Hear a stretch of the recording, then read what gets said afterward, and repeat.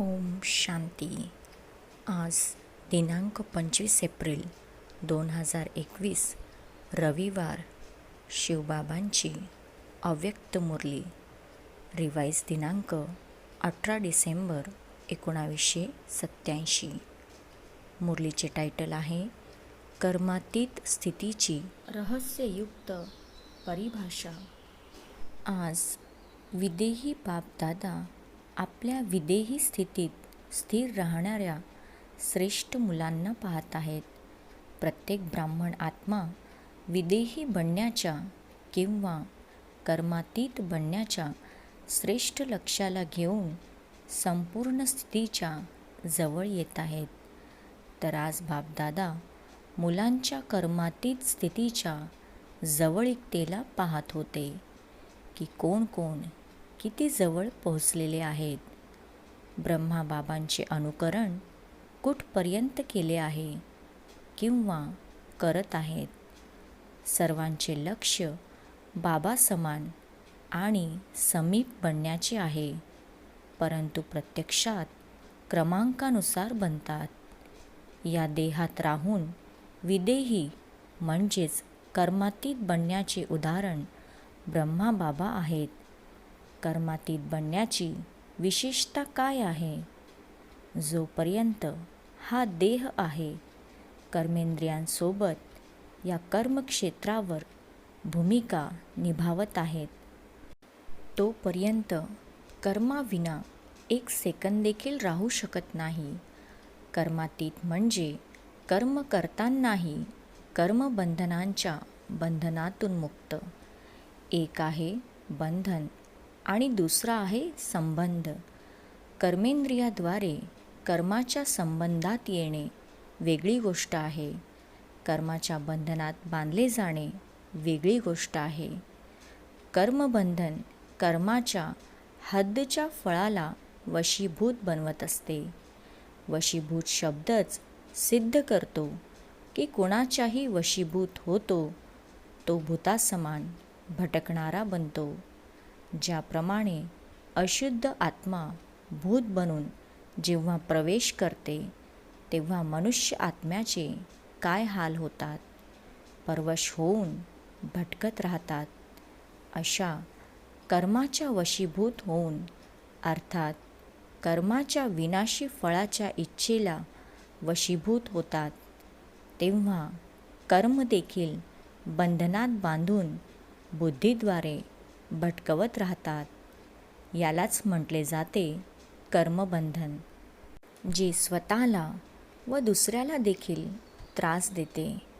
कर्मातीत म्हणजे जे कर्माच्या वश होत नाही, परंतु मालक बनून अधिकारी बनून कर्मेंद्रियांच्या संबंधात येणारे.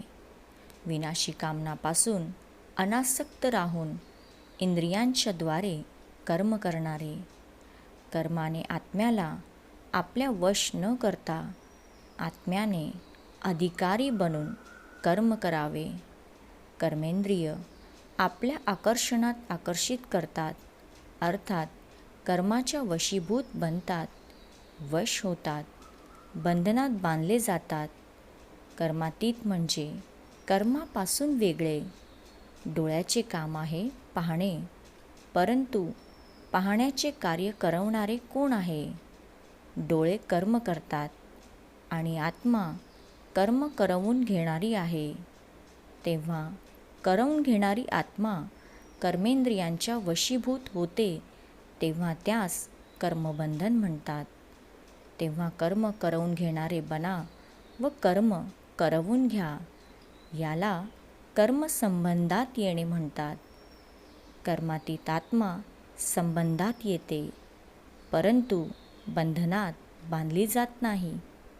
कधी कधी म्हणतात ना की बोलायचे नव्हते परंतु बोलले गेले, करायचे नव्हते परंतु केले गेले. यालाच म्हटले जाते कर्माच्या बंधनात वशीभूत आत्मा. अशी आत्मा कर्मातीत स्थितीच्या जवळ जाईल की दूर? कर्मातीत अर्थात देहाचे संबंध, पदार्थ, लौकिक अलौकिक दोन्ही संबंधाने, परंतु देहामध्ये किंवा संबंधात जर अधीनता असेल तर संबंध देखील बंधन मानले जाईल. संबंध शब्द निराळा आणि प्रियतेचा अनुभव करून देणारा आहे. आजच्या सर्व आत्म्यांचा संबंध बंधनाच्या रूपात बदलला आहे.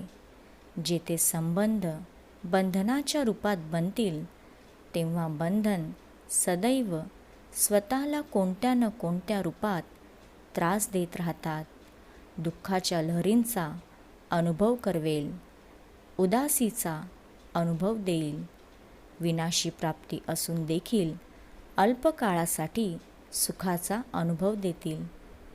सुखासोबत प्राप्तीच्या स्वरूपाचा अनुभव होईल. आता प्राप्ती असूनही अप्राप्त स्थितीचा अनुभव होईल. भरपूर असूनही रिकामेपणाचा अनुभव येईल. सगळे असतानाही आणखी काही पाहिजे असा अनुभव येईल. आणि जेथे पाहिजे आहे तेथे कधीच समाधान राहणार नाही. मन संतुष्ट, तन देखील संतुष्ट आणि दुसरे देखील संतुष्ट हे नेहमी होणार नाही.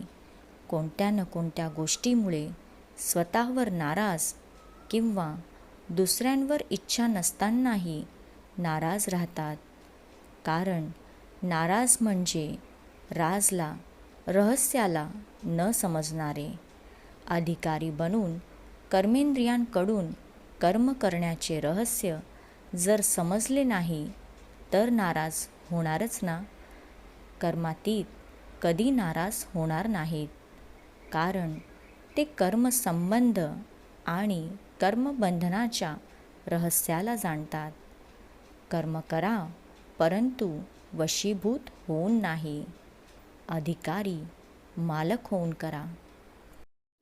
कर्मातीत म्हणजे आपल्या मागील कर्मांच्या हिशोबाच्या बंधनांपासून मुक्त.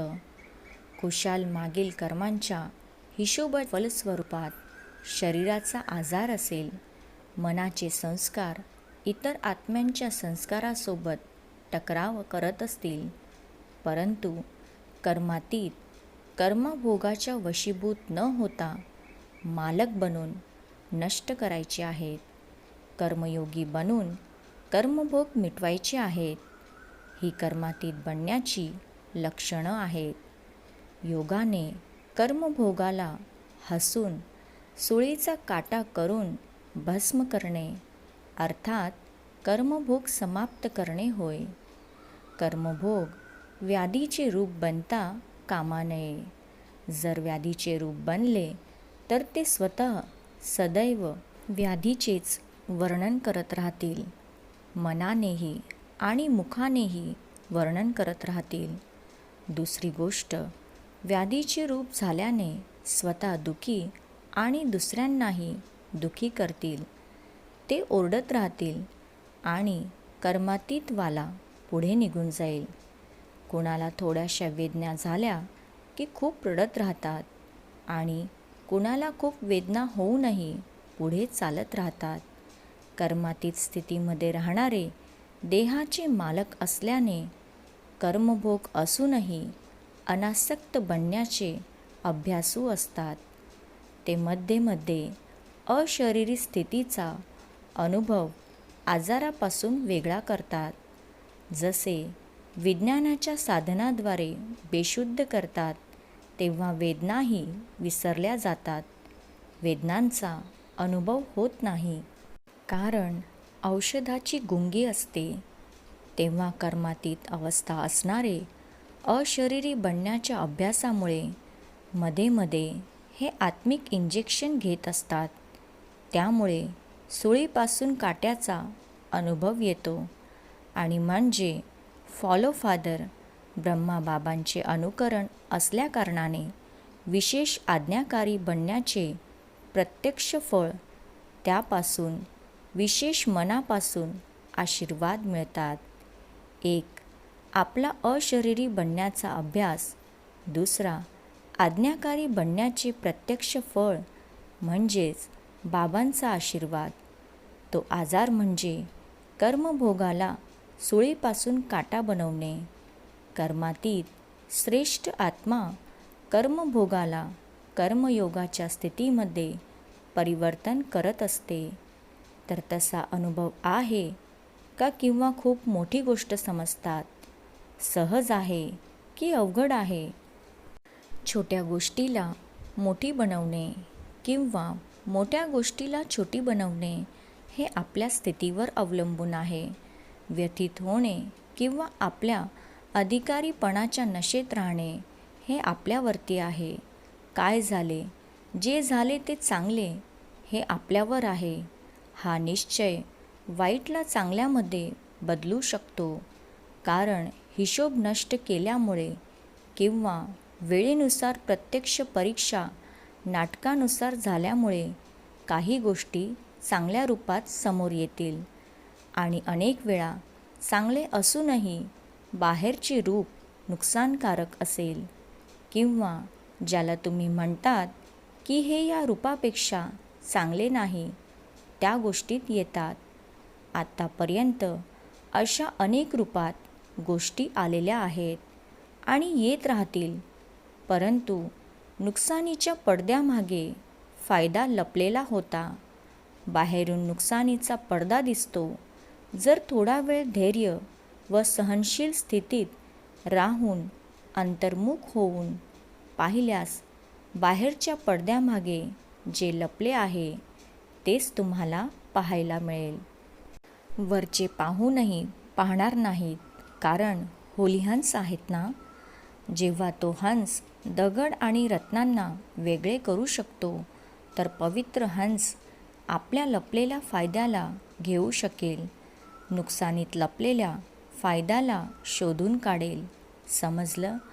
लवकर घाबरतात ना, त्याने काय होते? जो चांगला विचार आला होता घाबरल्यामुळे निघून जातो. तेव्हा घाबरू नका. कर्माला पाहून कर्मबंधनामध्ये फसू नका. काय झालं, कसं झालं असे व्हावयास नको होते. माझ्याकडूनच असे का होते, माझे भाग्यच असे आहे, अशा दोऱ्या बांधत राहतात. व्यर्थ संकल्पच कर्मबंधनाच्या सूक्ष्म दोऱ्या आहेत. कर्मातीत आत्मा म्हणेल, जे होत आहे ते चांगले, मी पण चांगला, बाबा पण चांगले आणि ड्रामा पण चांगला. हे संकल्प बंधनाला कापणाऱ्या कात्रीचे काम करेल. बंधन कापल्यावर कर्मातीत बनाल. कल्याणकारी बाबांची मुलं असल्याने संगम युगातील प्रत्येक सेकंद कल्याणकारी आहे. ब्राह्मणांचा व्यवसाय विश्व परिवर्तन, विश्व कल्याणी आहे. असा निश्चय बुद्धी आत्म्याला प्रत्येक क्षण निश्चितच कल्याणकारी आहे. समजलं?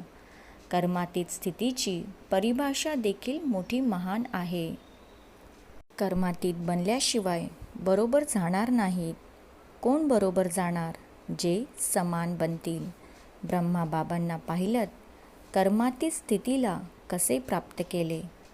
कर्मातीत बनणे म्हणजे सोबत जाण्यासाठी पात्र बनणे.